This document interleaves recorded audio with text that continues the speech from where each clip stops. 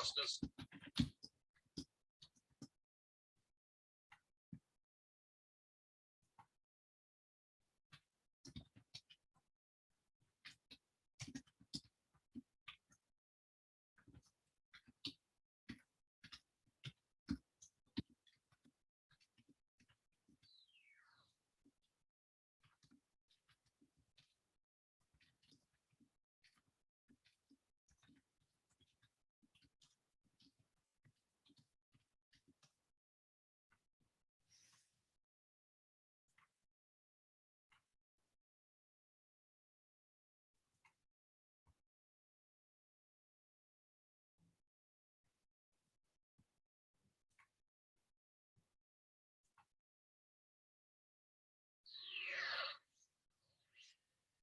Meanwhile, at the Hall of Justice.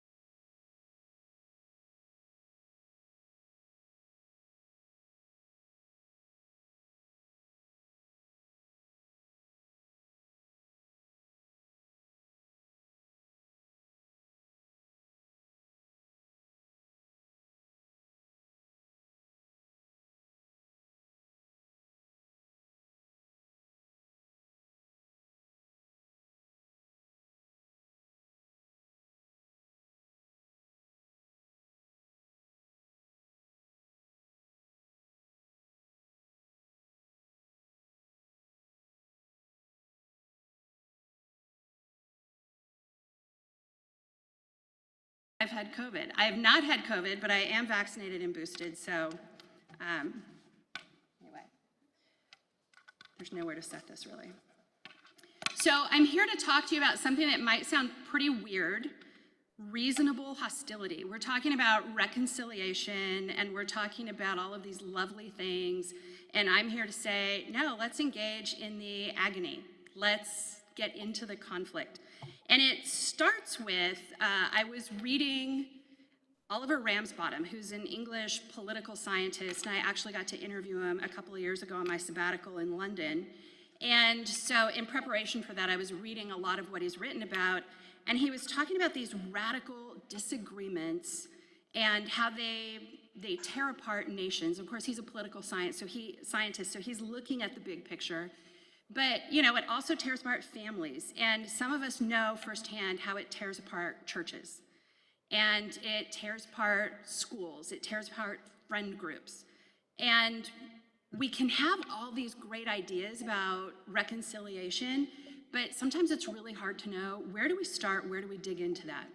The other problem is, some of you have read, especially Kay, have read John Paul Lederach, and he talks about conflict in the church. And Lederach comes from a Mennonite background, and he gives the 10 commandments that are unspoken in the church, especially in his church, but I think it applies to all churches. And the first commandment that is unspoken is, thou shalt be nice. Yea, verily, I say unto thee, thou shalt always be nice. And he says that's what works against really doing conflict well in the church. And really, the church is the place where we should be really good about teaching people how to engage conflict. And we don't. And we would rather divide a church or just stop going to church than actually cope with the conflict. And then, of course, in our larger society, we would rather just unfriend someone or stop following them if we find out, as Pastor Eugene was just talking about, if we find out that they're just too different from us, if they're voting for the wrong people. So Ramsbottom is saying, no, with radical disagreement, you have to engage it. You can't dismiss it, you can't ignore it, you can't hope it goes away. You have to dig into it. And how do you do that? I'm good now, thank you.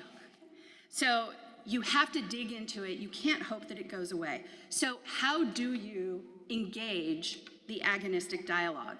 How do you do that? Well, even before you really engage, you have to expect that there are going to be really strong emotions. If it's something that is fundamental to our core identity, who we are, that we're in conflict about, we're not going to have nice conflict. We have to expect the strong emotions. Paulo Freire is a writer from South America. I love everything that he writes. And one of the things he says so clearly is we have to privilege love first and foremost. But another thing that he says so clearly is we have the right to express our anger, especially when that anger is about injustice. He also adds we have a duty to express our anger responsibly, but nevertheless we have the right to express our anger, especially when it's about injustice. And a lot of times we don't want people to be able to express that anger. And we kind of, be nice about that. No, don't say that. Or we say, can't we all be civil? Can't we all be Christian? Or the worst, we need to be rational about this. And I'm telling you, no one in the history of the world has ever been told to be rational or calm down and had it work. That doesn't work. When I am angry beyond angry and everything in me is just, all the stress hormones are flooding my body, if my husband tells me to calm down, I guarantee you it's going to have the opposite effect, right? And so Karen Tracy, a communication person, has said, especially in community meetings and civic meetings, we absolutely must allow for what she calls reasonable hostility. We have to allow that anger to surface. We have to be able to sit with that.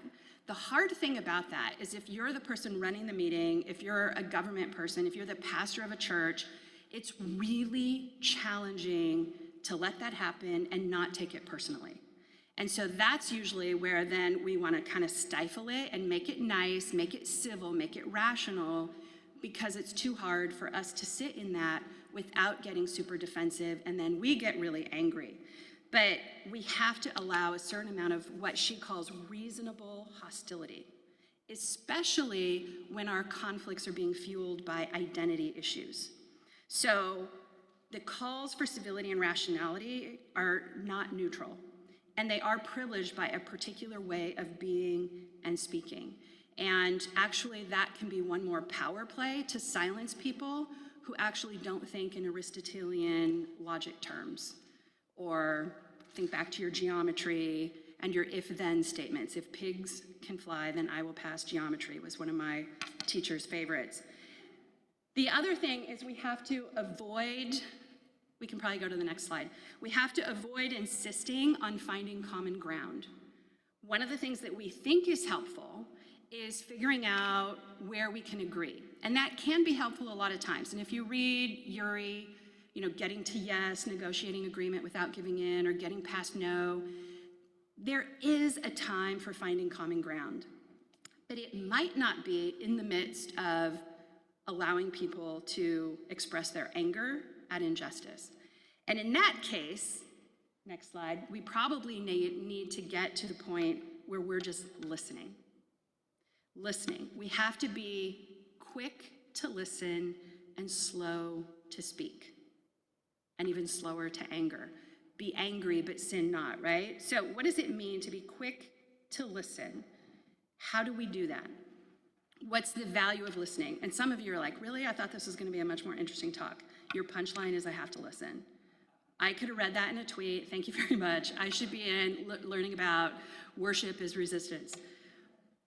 Listening is one of those things that it is so simple. Of course, we can listen. Even if you have issues with hearing, you can listen by reading, right? All of us can listen. That's not hard. It's very simple. And yet at the same time, how hard is it to really listen? It's so hard to listen because especially when our identity is at stake, that's when we get defensive. That's when those stress hormones are flooding our bodies. That's where we get the fight or flight or flee. That's where we get all of these things that are warring. And if you're really combative like I am, that's also where you're planning out your arguments so that you can annihilate the opponent. And so it's really hard to listen. And it's also hard to listen if somebody is annoying. It's hard to listen if somebody takes too long to get to the point and you're a busy person. There are all kinds of reasons why we don't actually spend the time that we need to listen. And I learned this, I saw this sort of graphically represented or presented to me, but I think it took me a few years to figure out what the lesson was exactly. I had the great privilege to witness a mediation. I have to give you a little bit of backstory. So a young 20-something African-American man is living in Los Angeles, and he's trying hard to find work. And everyone says, oh, there's this one employment agency that's kind of your inside track to getting into the entertainment industry. So you get in with them, they get you temp jobs that turn into permanent jobs, you meet all the right people, and you're in like Flynn. Fine, he signs up with them. He keeps calling, keeps checking in, sends updated resumes. They never send him on a job. He's doing other things. It's not like he's just sitting at home waiting for them to call. But one day he's talking with another guy who also happens to be a younger African-American man. And this guy, they start talking, and it turns out this guy also registered with them, and he never got sent on a job. And then they're chatting. He said, I know this other guy. I'm going to ask him. So they ask around in their little network. None of these black men have ever been sent on even an interview from this one agency. So he says, I think something's not right. So he files a complaint with the Equal Employment Opportunity Commission, the EEOC. And they investigate, they do some, and they say, there might be something to this. Their stats are not quite right. They organize a mediation, and I was very fortunate that I got to come along as an observer to this mediation. So it's at a little boutique hotel in West Hollywood. We're in a little conference room, and the whole morning, and then there's a lunch break, and then there's an afternoon, so it's a whole day-long affair. The young man, the mediator, I'm there as an observer, and then the woman who owned the agency and her attorney are all part of this. And the young man gets a chance to kind of start out telling his story, like what he experienced and how, he called, he registered, and then he talked with friends. And she's listening to this and getting really agitated, but she's not allowed to talk because the mediator says, no, this is where you're silent. Eventually then, she gets to speak, and she is so worked up. She's shaking, she's furious, she's angry, she's hurt, and she says, I'm a Jewish person and my family barely escaped the Holocaust. Not all of our family escaped. I am not racist. I would never be racist. I have never done anything at all that you're accusing me of. And she's just completely flipped out. There's more conversation, there's more talk, there's more back and forth, there's a lunch break. And over the lunch break, this woman is going through all of her files. And I think she realizes something. So when she comes back in, she says, I think I realized something, because the mediator had said, what exactly is your process? When people come in and you take in their stuff and then you file it away, how do you decide who to call? And that's when she makes this realization, and she says, well, we're in Hollywood and I assign everyone who comes in a celebrity. I write that celebrity name on their file so I will remember who they are. And then I can think about, what jobs they're appropriate for. And the mediator asks, so what celebrity name did you put on this young man's file? And she looked chagrined and she said, O.J. Simpson. Now, maybe she's thinking about O.J. from the 70s and the 80s, and he's just a really good athlete. But from the 90s onward, nobody wants to be called O.J. Simpson. So does O.J. Simpson ever get sent on a job? No. So I think she had this moment of, so the mediator very cleverly calls for a break, and she separates the parties, and I'm listening to her talk to the young man, and she says, what will it take for you to feel whole? And he thought, and he said, I want an apology. I just want her to admit that what she did was wrong, and I want her to look at me and apologize. And the mediator says, okay, great, but you should also ask for money. And he said, no, I don't want her money. I do not want a dime. I just want the apology. And the mediator, yeah, you should ask for some money. No, I do not want her money. So she goes and she talks to the woman and her attorney, and then we come back in, and so she says to the young man, what will it take for you to feel whole in front of the other party? And he says, I would like an apology. And the woman says, I don't think I'm racist. I don't think that I knowingly did this to you. However, I see that my methodology created a problem here. I see that it was, and even before she started talking, her attorney kept pulling her arm. He did not want her to admit any wrongdoing, right? Because that could open the door to something else. And so he's doing his best to rein her in, do not apologize. But she finally, swats him. And then she finally says, I'm sorry. It's not what I set out to do. It's not what I intended to do, but I am sorry. And then she said, can I compensate you? And she's got her checkbook. And he says, no, I don't want your money. She says, please let me compensate. And then they have a little conflict over that. Eventually, I think she gave him something like, well, if I had sent you on a job that lasted 3 weeks or a month, you would have made this much money. And so eventually he accepted that, which I think she needed. So afterward, I thought the magic of that was that she asked this question, what will it take for you to feel whole? And it wasn't until way later that I realized that is a lovely question. It's an important question. But that question could only be asked after he felt heard. Until he felt heard, he was not in a place to accept an apology.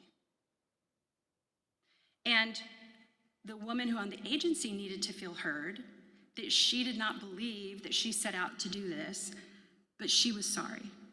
And it was not until both people felt heard that they actually could move into some kind of new relationship. I'm not going to call it full reconciliation like they hugged and danced, and maybe more like Jacob and Esau, where they meet and they say hello and then they part company again. All this to say, we have to listen.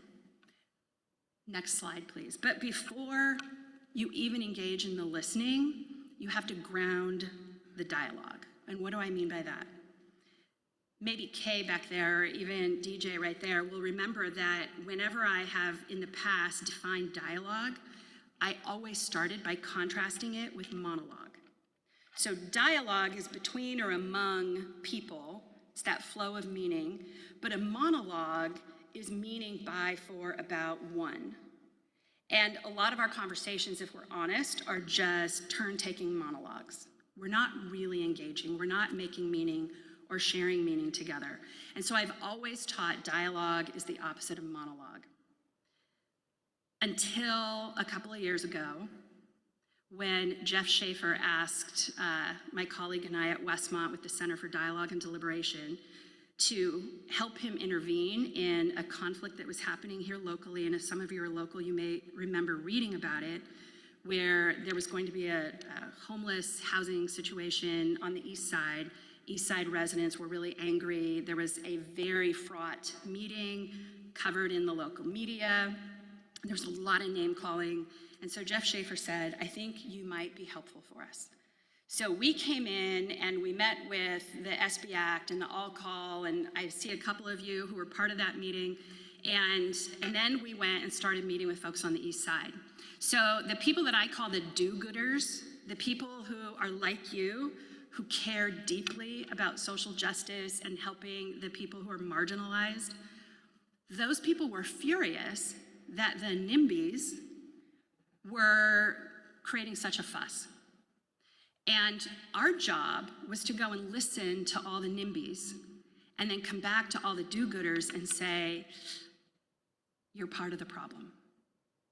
Because you have written off any concerns and just said, we think this is a valuable thing, it should be there. And you're not listening to their concerns. And you're calling them NIMBYs, which to them felt deeply dehumanizing. If you're not familiar with NIMBY, it's not in my backyard.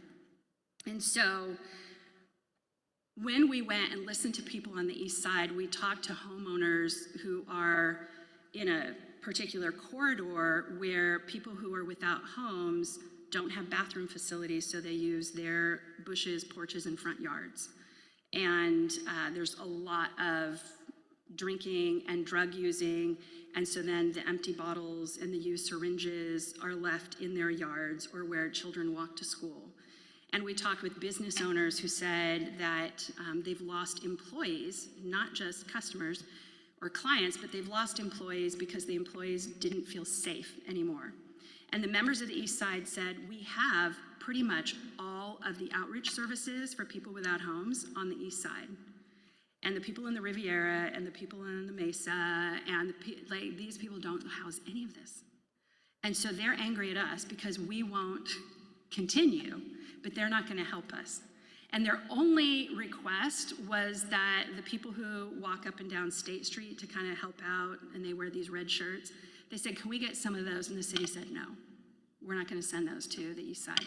So all this to say, we're in there, we're studying all of this, we're listening, and then we're trying to feed that back. And then we had this reconciliation summit where we videotaped accounts from everyone from city council members to business owners to homeowners to people who are living without homes to people living in their cars because COVID had happened, so we couldn't do it face to face.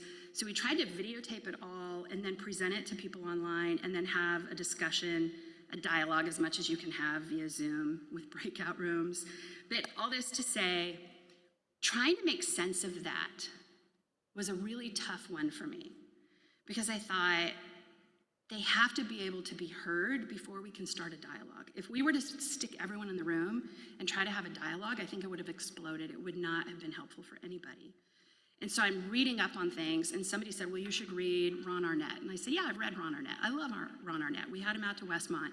He's at Duquesne. He's fantastic. I think he's one of the best ethicists living today. But they said, no, read this one thing that he wrote. So I read this one thing that he wrote, and he talks about monologue. And he says people need their monologues. And I thought, oh, I hate the word monologue. I don't know, this is wrong. I really respect Ron Arnett, but this is not right. So I actually emailed Ron Arnett and I said, hey, could we talk? And he said, sure. So we Zoomed and I said, but why do you have to call it monologue? Can't you just say it's their narrative? And so we're going back and forth because obviously I just don't want to use the word monologue. A couple of decades of like monologue bad. I can't use it yet. And he said, Deborah, nobody fights for the right to have a dialogue, but people will die for their monologue. And I went, oh yeah, you're right. That's true. So when I say ground your dialogue, next slide, please, you have to let people sort of inhabit their narrative ground. And you have to listen to their monologue. And you have to expect that strong emotion, and you have to expect some hostility. You have to expect all of that, and you have to sit in that and not be defensive. So yeah, listening is easy, everybody does it, but it's really hard. So how do you ground the dialogue? You have to listen, you have to create that space for telling and hearing the stories. Bill Isaac says, we have not found a culture yet in which the fundamental thing is you sit in a circle and you talk until the talk starts. It's kind of fundamental to being human, but we just don't allow that anymore. Between media and busyness, we just don't listen to each other. We don't listen to the stories that we tell. So you create that space for hearing the stories and that lived experience. You nurture the difference. You honor the narrative ground upon which the other is standing. And then you're bearing witness to their agony, to their pain, but you're also bearing witness to their triumphs. And what do I mean by that? I was in South Africa with students several years ago, and of course you learn about a common greeting or the greeting, like we say, hey, hello, how you doing? There it would be sawubona, which literally translates to I see you, but functions as hello. And the response, sikona, would be I am present. So somehow by seeing somebody else, you bring them into being. And we went to a church in South Africa, and the sermon on that day was how we're not seen by others. And at that time in Cape Town, Guguletu, really much of sub-Saharan Africa, the AIDS was just, plowing through communities, leaving tons of AIDS orphans. And he was saying, people, you don't see each other. And so he wanted everyone to turn to the other and just say out loud, I see you. And that was probably one of the most profound moments for our students, not because they got to see others, but they felt seen by the people who turned to them. And later, reading essays that students were writing to go to graduate school, they were talking about that moment. The other thing that they were talking about was how they were learning to bear witness. So this pastor at this township church in Guguletu said, come out and spend the day with us. And I had no idea what was in store. He's like, I'm gonna take you, I'm gonna show you. And I'm like, okay, fine. So we have these vans full of Westmont students, and he takes us to these old used cargo containers, which now he has built into a health clinic where they're helping all kinds of issues in the community, but also especially AIDS. And he like runs us down the corridors practically, like, look at that, look at that, look at that. And you feel horrible. People are sitting in wheelchairs or in beds, and we're just like, whoo, on this diversity tour through this cargo hospital. And then we're put back in the vans, and then we're taken to these homes of these women who are caring for all these orphans who've died or whose parents have died of AIDS. He's like, look at that, look at that, look at that. So you pat the kids on the head, boom, you're off. And he's like, these are kids we've organized into soccer teams or football teams there. These are the kids who are doing dance teams. And the students were getting more and more uncomfortable. They're not doing anything. They're just voyeurs. They're just watching. And they thought, well, we should do something. We should take up a collection. We should paint a wall. And now I'm thinking about how we heard and then they'd repaint the wall after we left, right? What we heard this morning. So they're getting more and more and more uncomfortable, and they're asking me, like, why are you allowing this? And I'm uncomfortable, but I'm trying to think, like, what's happening? And I'm praying about it, and then it struck me, this pastor wasn't asking for our help. He wasn't even asking us to pray with him. He was showing us the good work they'd done. He wanted us to see that. He wanted us to see, this is this horrible stuff that's happened to us, but look at what we're doing to deal with it in our church. And so I said to the students, maybe we're here to bear witness. Maybe that's our job today. We're here to say, I see you. You are doing amazing work. Thank you so much. Keep it up. That's our only job today. We're not here to plant a tree. We're not here to hug a kid. We're here to say, I see you. And that's what we're doing. So Jacques Derrida says that when we bear witness, he says, I swear that I have seen, I have heard, I have touched, I have felt, I have been present. That was our job. So when we are bearing witness, we allow that monologue, we hear that monologue. Our job is to listen, to really hear, to see that person, and then to bear some responsibility for that afterwards. Sontag says, if we only watch, it's still voyeurism. Once we bear witness, we have a responsibility to do something with what we have just learned. And finally, I love what Mark Goppen writes when he's talking about the Middle East. And he says that we come from a very wordy Abrahamic tradition. We value words and text over pretty much anything else. And he says Westerners, writ large, tend to value words over deeds. And he talks about his little girl, and when she's angry and they're trying to teach her, use your words, use your words, use your words. But when she's sorry, when she's repentant, she comes out and she wants to hug them. And then they say, no hugs yet. You have to say you're sorry. And so he's reflecting on that later, and he just says, what if she's right and we're wrong? So she is showing us love. She's engaging in a deed to show love and repentance and remorse. And we're like, no, that's not appropriate. You have to say you're sorry, because that's the Western way, right? And so he talks about that with interfaith dialogue with people around the world. And he said, if you're coming from Europe and the United States, we value all these treaties and peace talks and dialogues, even when we're not trustworthy participants in the dialogue. And he says, maybe we need to learn how to value the shared deeds, the rituals, the things that privilege the deed over just the words. We have to embody that. And Mohammed Abu Nimer, also writing about interfaith dialogue, says you actually have to engage in shared action. And John Paul Lederach says, sometimes if you want to make peace and things are still too conflicted, too fraught, the best way forward is to engage in shared work together. And then you can kind of sort other things out later. So to give you an opportunity to engage in some listening today, I have an exercise for you. And this may feel weird to you, but please bear with me. And so we'll have some copies coming out to you. On one side are some proverbs that I think you should read and a couple of quotes. But on the other side are some instructions. Don't read all the instructions yet, because then you'll miss what I'm saying and we'll all get screwed up.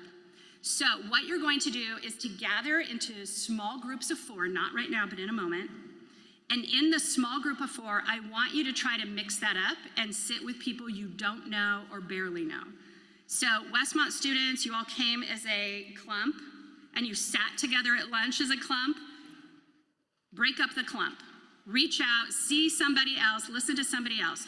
Step out of your comfort zone. So when I say go, you will form a group of 4. If it's imperfect and you've got a group of 3 or a group of 5 here and there because you don't want anybody to feel left out, that's fine. Then what I want you to do is number off 1, 2, 3, 4. So number 1, you have to think of a story, and then you'll tell it. And you only have 1.5 minutes, 2 minutes at most to tell your story. It has to be short. You can't just go on and on and on. And that's hard sometimes if you feel like nobody listens to you because you want to give all the back. You have to be short and sweet. I want you to tell your story.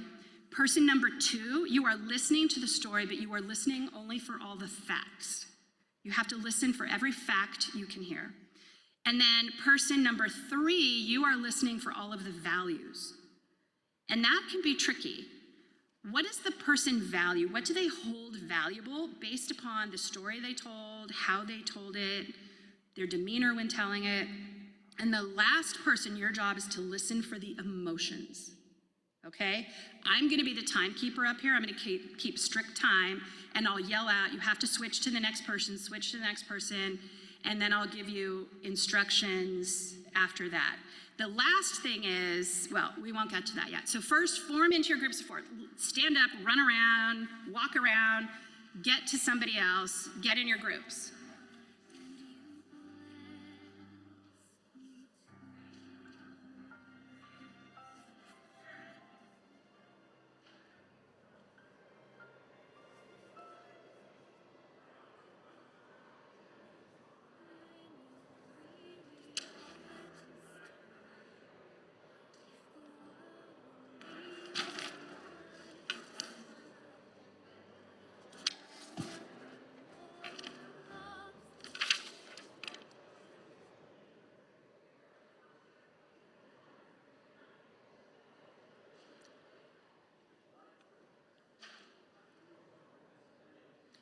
Okay, it looks like you formed your groups.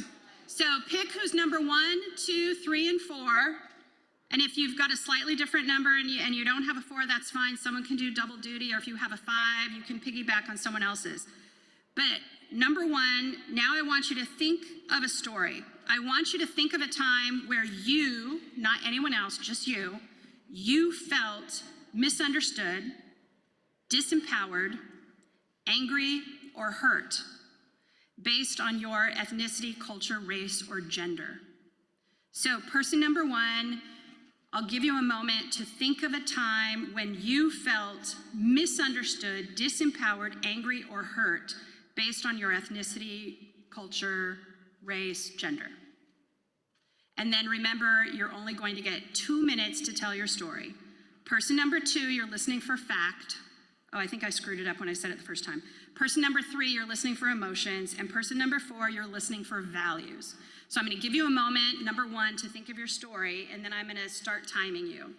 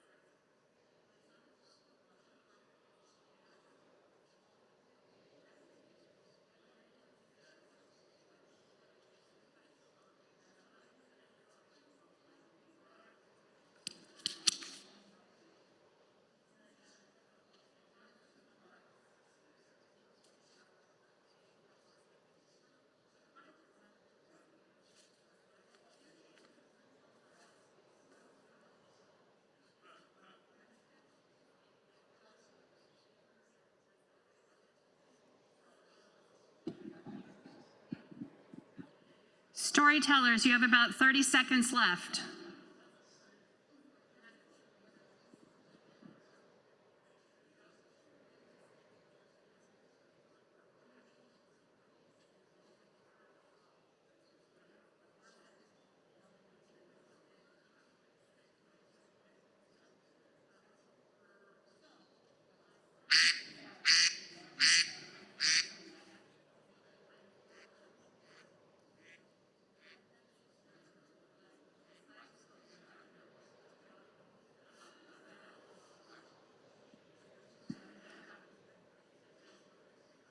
Yes.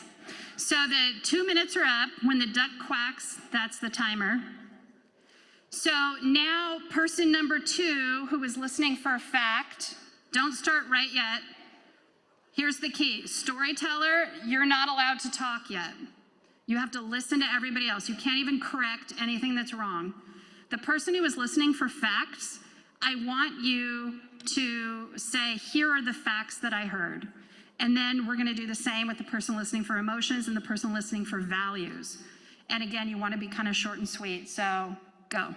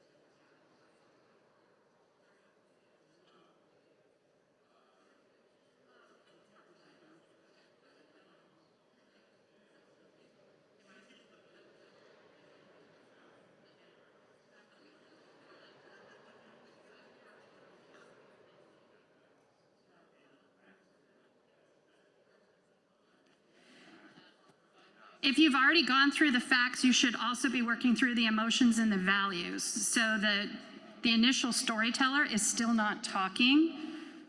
You're just reporting and listening.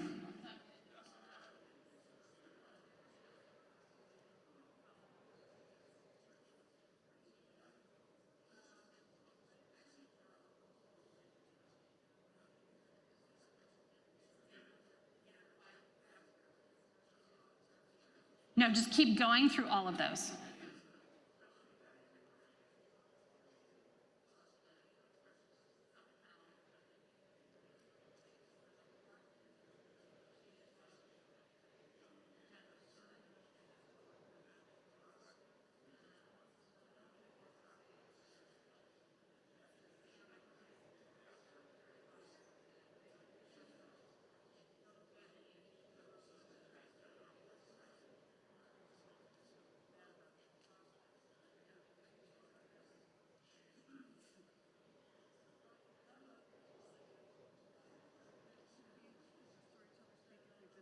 Yes. When everyone has gone through reporting what they heard as the facts, the values, and the emotions, the storyteller can offer a very quick something in response to that, but not addressing every single thing.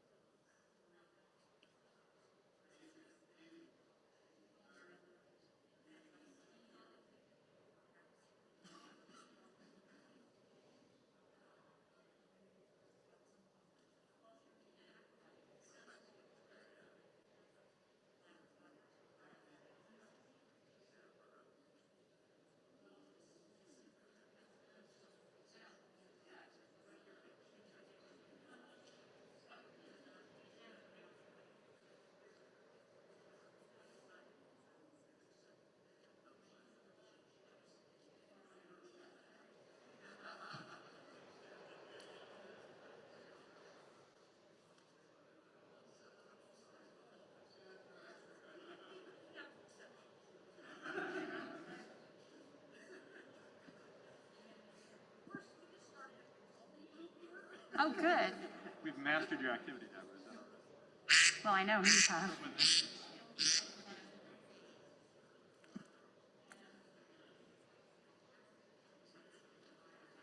Okay, now I want you to stay in your groups, but I want you to switch it up. And whoever was number 2, who was listening for facts, I want you to switch it up, and now I want you to tell a story, and then you just switch all the numbers. So the person who was 1 is now a 2. The person who was the storyteller is now listening for values. The person who was listening for facts is now the storyteller, and so on. You're just doing kind of a round robin real quick. And now you know how it goes. I'm going to keep the time even more carefully. So, storyteller number 2, get started.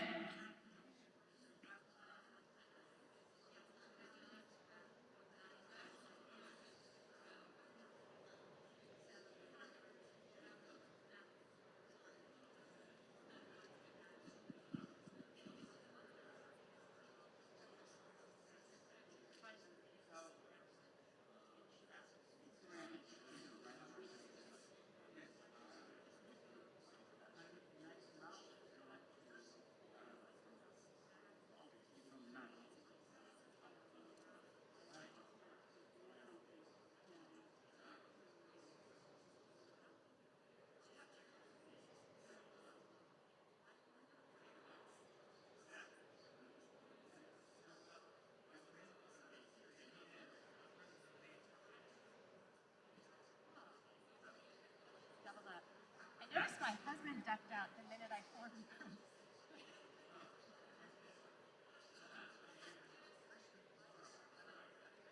Oh, okay.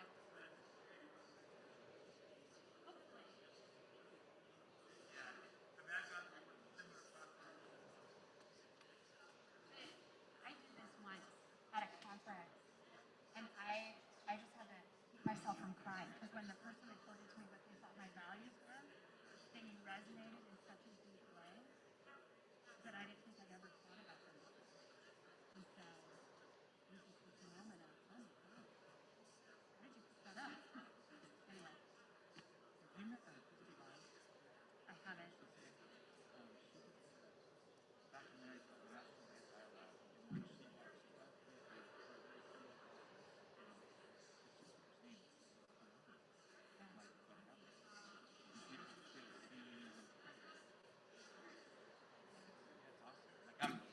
Yeah, I'm like, my wife is here, so I'm like, okay, we should just do this process when we're like. That's great, thank you. Okay, it's time for you now to do the reporting. So report the facts, the emotions, and the values that you heard.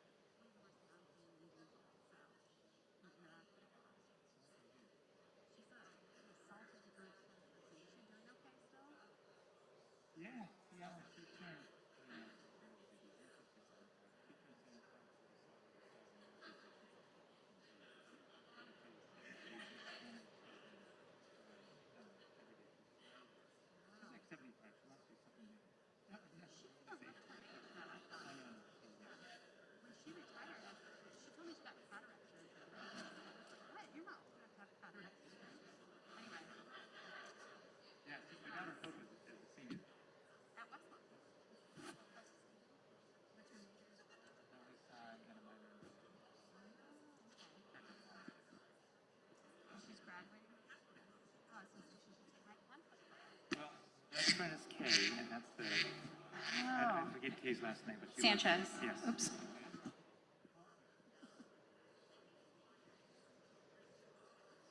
Okay, so wrap up your report back.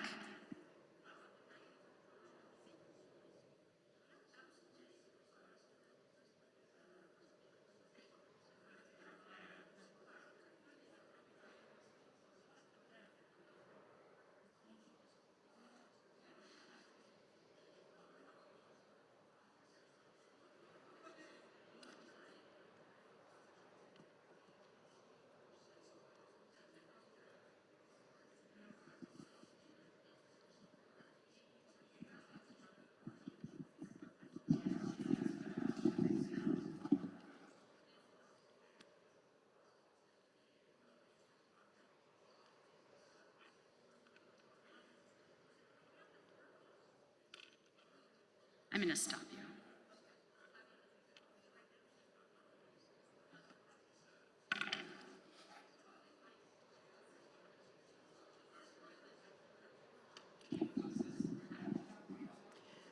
Okay, you should be finished with storyteller number 2 and all of the reporting back. Raise your hand if you are not finished with storyteller number 2 and all the reporting back. Perfect. Okay, so here's the choice. You have 2 people who haven't been storytellers yet, but we're also now kind of in the Q&A part of this presentation. So do you want to finish your circles, or do you want to close those out and discuss it? Raise your hand if you want to finish the circles and move on. Raise your hands if you want to finish. Sorry, I confused that.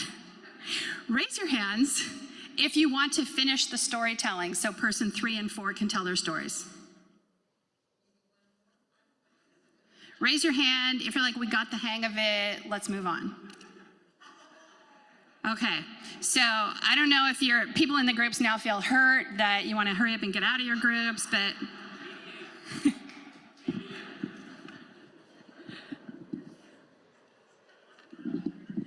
okay.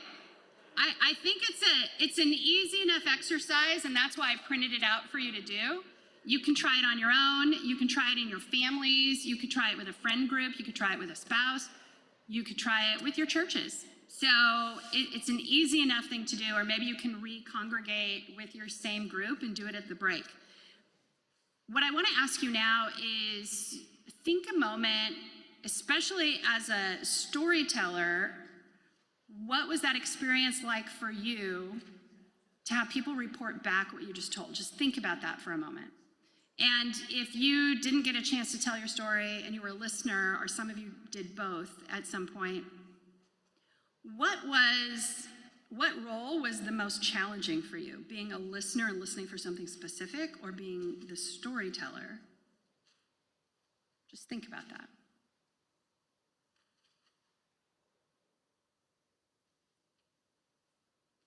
And then think about your experience, and then imagine if you were talking with someone, and maybe some of you were, talking with someone who would be very, very different from you. Someone who was brought up in an entirely different culture, maybe a different culture, different age group, different sex, different ethnicity, just really different. What kinds of differences do you imagine you would run into in the storytelling? And then imagine what kinds of differences you might run into with somebody who is sort of demographically exactly like you, but has that neurodiversity. Maybe they're on the spectrum. How would people not only tell their stories differently, but hear stories differently? And what's the difference between a very linear chronological storytelling versus a much more non-linear kind of storytelling? So this is a very quick, silly exercise, I admit it, but I think it encapsulates all of the hard things that we're trying to do when we're listening. Some people find it most stressful to try to listen for facts, because then they feel like they have to memorize all the facts. But how many of us feel stressed in regular conversation when we're trying to listen? Probably most of us probably not, right? And yet, when we get into an argument, how many of us state those facts as if we have memorized them from a list that we wrote down, that we put a lot of thought into? So some people, I think I find it hardest to figure out what the values are when people tell a story. Not always. I mean, sometimes it's pretty easy, but sometimes it's hard for me to sort out the values. When you were having people report back, if you were one of our two storytellers, what did that feel like? Did it feel weird? Was there a moment that you were like, oh, I've exposed myself, and so it felt scary? I was just sharing while all of you were talking that I did this exercise at a conference, and we had to get in groups, and we're sitting on the floor in a conference room, and I'm with total strangers, and I told a story that I thought was, not deep up here, so I don't have to share anything deep with total strangers in a hotel conference room. And the person who was listening for values, because I told a story about trying to get my family to go on vacation, like my dad and my sister. And the person listening for values for me said, it's clear to me that you value, and she listed my values, and I felt so exposed. Because I just thought, I told very surface stories that I don't have to go there with these strangers. How did she do that? Like, I felt like it was voodoo or something, like, whoa. And because I felt so exposed, it was threatening to me, but at the same time, I felt known in a way that was deeply moving, and I was torn between wanting to run away and burst into tears, and I just thought, okay, this is a professional conference. Keep it together, keep it together, keep it together. It was a scary thing for me. So I wonder, I've been talking so much today about the power of listening and allowing someone their narrative ground. But the converse of that is we also have to be willing to share from our narrative ground. And if we want to keep it up here because we don't want to go deep, then we're never known and we're always misunderstood. And then we're angry that people don't understand us because they're not mind readers and there are all kinds of unspoken expectations. There's a psychologist who said unspoken expectations are premeditated resentments. So this storytelling exercise is about listening, and we all are usually listening for all of those things, even if we're not consciously processing it. And yet, most of us are only half listening, right? So what would it look like if we took our listening as seriously as you just did it for your 2-minute listening exercise right now? And then you had to report back and say, this is what I heard. And some of the best mediators that I've observed do exactly that. Someone has to say their story and then somebody has to repeat back what they heard. And it's amazing how often they have to do that over and over and over again, especially in a family system where we assume we know the other person, and so we don't even listen anymore because we think we can predict exactly what they'll say. Listening is a lot harder than it looks. Again, super simple, difficult, but I just realized that was a weird metaphor. Listening is harder than it looks, but anyway. So to conclude this presentation, I just want to urge you to change the conversation, to turn toward the other, to actively engage the agonistic dialogue. Listen, ground the dialogue, listen to the monologue. Don't get upset, oh, it's just a monologue. No, if somebody is doing a monologue, it's because they don't feel heard. And if somebody's being defensive, it's because they feel attacked. So if you stop judging their defensiveness, stop judging the irrationality, telling people to, if you just said, nope, I'm just gonna allow them that space, you can transform a conflict like that. And obviously, if people feel heard and then the emotions can kind of ratchet down, the odds of actually getting to something approximating reconciliation increase exponentially. And then don't just value the words, but engage in those shared deeds and rituals, gestures, and even action. And I want to end on one note because DJ, I know that you have heard me talk about this before, and you've actually been to Corrymeela.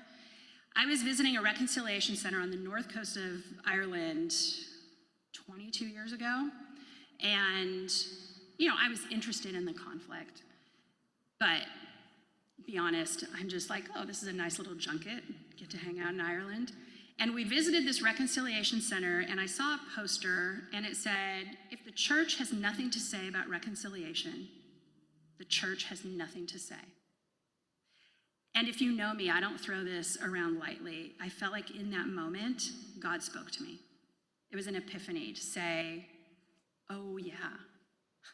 I tell my students, I know you're worried, you have to figure out majors and jobs and careers and vocations. Will you get married? Who will you marry? Where will you live? So many huge questions, they're not unimportant. But I say, look, you were created, the why question is you were created for God's pleasure. And the what question, what are you supposed to do? You're supposed to be reconciled with God and then to be an agent of reconciliation in the world. Everything else is gravy. And so if we look at our churches and our churches are not active in helping people reconcile, what do we have to say to anybody? Thank you.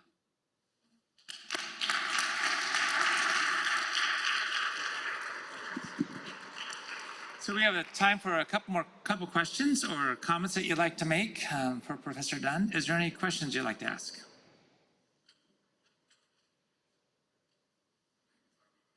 You can start with one, okay.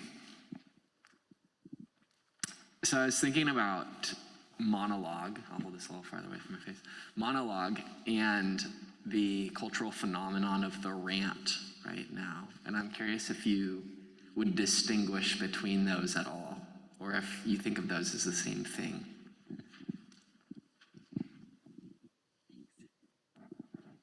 That's a great question. I think 2 years ago, I would have been, yeah, a rant's a monologue, and you should stop ranting, and you should be a little more civil, and I would have done all of those things that I just said we shouldn't do. And now I'm gonna say a rant is a monologue, but now I'm learning to think of monologue differently, and I'm saying, I have to listen to the rant. So some of you know that Westmont's been going through a tough time with students who have felt unheard and silenced and marginalized. And some of the students are in a lot of pain and they're lashing out. And I was talking with another professor and I said, but what happens when we feel like they're lashing out inappropriately? Like they don't understand that this is their ally, this person is working for them, but there's something, and what about this, and what about this, and what if they just can't see and we said, you know what, we just have to listen. We have to listen. And I had a student who got really upset about something, and inside I want to be like, no, you're wrong. No, that's not what happened. No. And I just thought, okay, I just said I have to listen. This is what I just wrote a paper. I have to listen. And I listened. And by the time the student kind of got all that emotion out on the table, and I would say it was a rant, then they said, you know, now that I say that, I think this. And now that I say that, I think this. What did you think about this? And then we had this amazing conversation, but I was still a little nervous. And I said to a colleague later, I said, that was rough. I just had a really rough day. I feel like I should retire. And she said, oh, are you talking about so-and-so? And I said, yeah. And she said, that person was in my office this morning, and she said that her one regret in college, because she was graduating, was she didn't have more classes with you.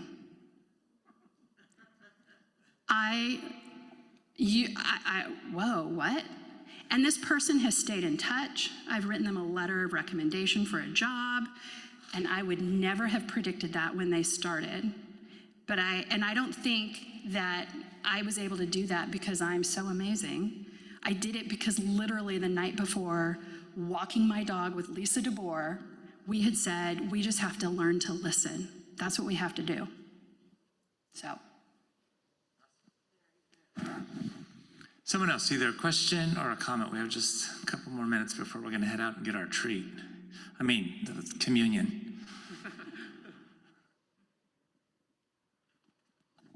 Just want to thank you in our decisiveness in this community.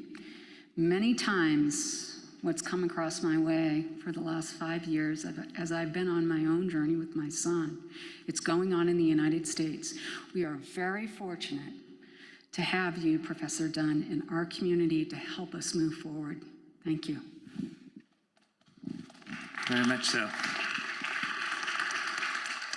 One more question or comment someone would like to ask?